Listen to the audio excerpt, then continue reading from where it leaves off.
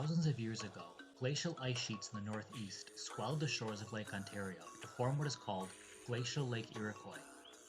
As the ice melted and the water receded, it left behind its former beach line. And this thick deposit of sand created a natural roadway.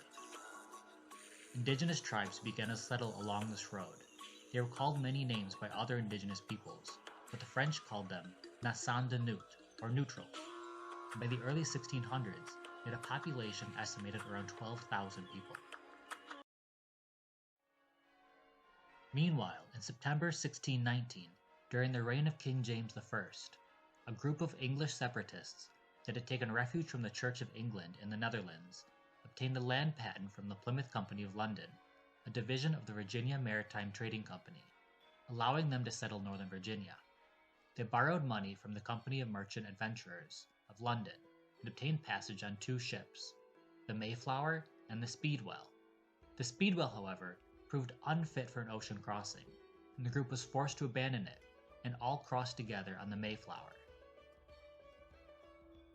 On September 6, 1620, the 102 passengers and 30 crew members left Plymouth, England, and arrived on November 9, 1620, off the coast of Cape Cod. 2 days later, it anchored at Provincetown Harbor. Realizing that they had no legal authority to settle at this location, the male passengers drafted the Mayflower Compact while still aboard the ship. This document is still considered the first document to establish self-government in the New World. When they first deboarded their ship, they found that the shoreline had already been settled and appeared to be abandoned native farmlands. What they did not know was that the indigenous people whose homeland they were on had been devastated by a plague brought to them by European fur traders. Among these first pioneers was an English merchant named Richard Warren. He had left his wife and children in Europe, where his wife continued the family business affairs without him. These passengers intended to construct 19 houses once they reached land, but during the first winter, 45 passengers died aboard the ship, and only 7 houses were constructed, and those who were left without partners were partnered amongst the survivors and distributed amongst the few buildings. Then in July 1623, 2 more ships arrived, carrying much of the remaining separatists, including the wife and children of Richard Warren. These were the Anne and the Little James. Between them, they added 96 new settlers to the already resource-strained settlement. By 1620, explorer Etienne Brulé became the first European to make it all the way west to Niagara, claiming the area for the French fur trade. In 1630, the Winthrop fleet, a group of 11 ships, carried between 700 and 1,000 Puritans, along with livestock and provisions from England to New England, beginning what would be called the Great Migration. Captain of the Talbot, Benjamin Ganson, was among them. He came from a respected line in the British Royal Navy. In 1640, a state of war broke out among the Seneca and Huron peoples.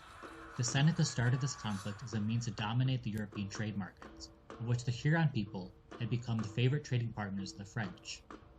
It began with small attacks that weakened the Hurons' food supplies. Once weakened, a rapid scorched earth attack commenced. Armed by their Dutch and English trading partners, the Seneca, along with other members of the Iroquois nation, destroyed several large tribal confederacies, including the Mohicans, Wendat, Neutral, Erie, Contescoga, and Northern Algonquins. Father Paul Ragueneau, a French missionary in Canada, wrote about the Seneca invasion. He had said, "Great was the carnage, especially among the old people and the children, who would not have been able to follow the Iroquois to their country. The number of captives was exceedingly large, especially of young women, whom they reserved in order to keep with the population of their own villages. This loss was very great, and entailed the complete ruin and desolation of the neutral nation. The inhabitants of their other villages, which were more distant from the enemy, took fright, abandoned their houses, their property, and their country, and condemned themselves to voluntary exile. Famine pursued these poor fugitives everywhere, and compels them to scatter through the woods and over the more remote lakes and rivers to find some relief from the misery that keeps pace with them." Gilbert Forsyth arrived in the Plymouth colony sometime before 1670. He descended from the clan Forsyth of Scotland, which dates back to before the 12th century. The clan history claims that a son of Odin, Baliard, the beautiful and good, the Roman equivalent of Apollo, and wife Freya, had a son Forsyth the Just, who became a king of Friesland, which is the coastal region of the Netherlands today. Their motto is Instaurator Ruinae, a repairer of ruin. Gilbert Forsyth fought for the crown in 1675, as rising tensions resulting from English migration into Native American territory resulted in King Philip's War. This conflict lasted until 1678, resulting in over 1,000 colonists dead and more than 3,000 Native Americans dead, with more still subjected to slavery and deportation. Many small Native American cultures in New England were entirely erased as a result. In 1686, the entire region was reorganized under a single government known as the Dominion of New England, including the colonies of Plymouth, Rhode Island, Massachusetts Bay, Connecticut, and New Hampshire. New York, West Jersey, and East Jersey were added in 1688. This dominion ended May 14, 1692, when a new charter was brought by the royal governor Sir William Phips, known as the Providence of Massachusetts Bay. The 1760s through the 1770s were marked with a rising tide of colonial frustration with the monarch, worsened still by the Townshend Acts, also known as the Intolerable Acts, passed in 1767. Then on May 1st, 1776, the government and people of the Massachusetts Bay in New England declared their independence.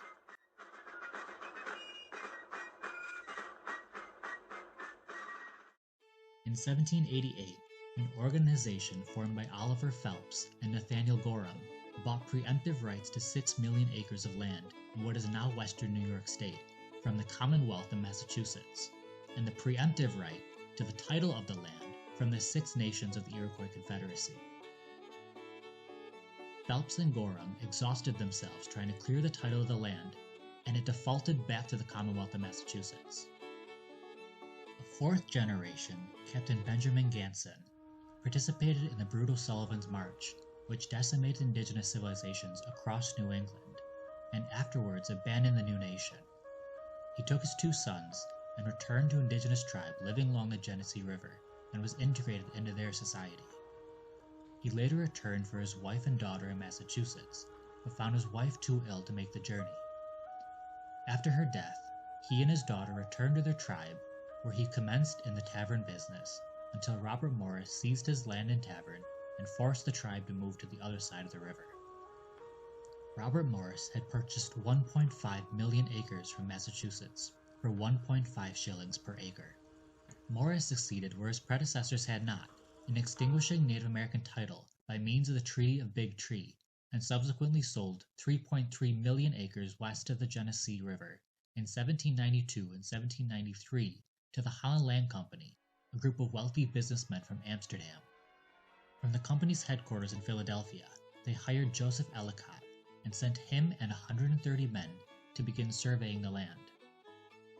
Surveying was done by the transit method, which required line-of-sight measurements, and used that 150 men to clear and gauge the vast frontier lands between March 1798 and October of 1800. They divided the tract into 6-mile square townships, those divided into 320-acre lots, and the lots into 120-acre tracts, measured in metes and bounds, that were marked by inscribed stones or natural features of the landscape. In 1801, Joseph Ellicott platted Batavia to be the headquarters of his land office. This new settlement was to be located just 10 miles from the Ganson settlement, which was then the farthest settlement west of the Genesee River.